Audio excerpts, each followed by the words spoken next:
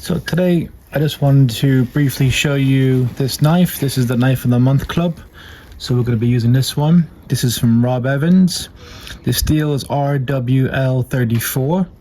It's not a new knife. I've had this knife, but taking it out of the drawer, and we're going to use it for a month straight and see how we get on. You can see the steel there. You see a little bit of lines. That's from the wax coating from when I store it away. The handle's great. This is a full tang knife. It has a 90-degree spine. The blade length is 102 millimeters. The thickness is 3.5 millimeters. And the steel, like I said, is RWL34, which is a great steel. Good, it makes a good polish and easy to sharp. And the handle is 110 millimeters. So I'm gonna use this for a month straight, and then I get to show you how it looks after the month and with any feedback from it. But if you have one of Rob's knives, you'll know how well his knives are made.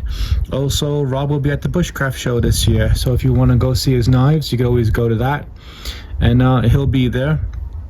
But if you have one of these knives, leave a comment in the section below and let me know what you think about it.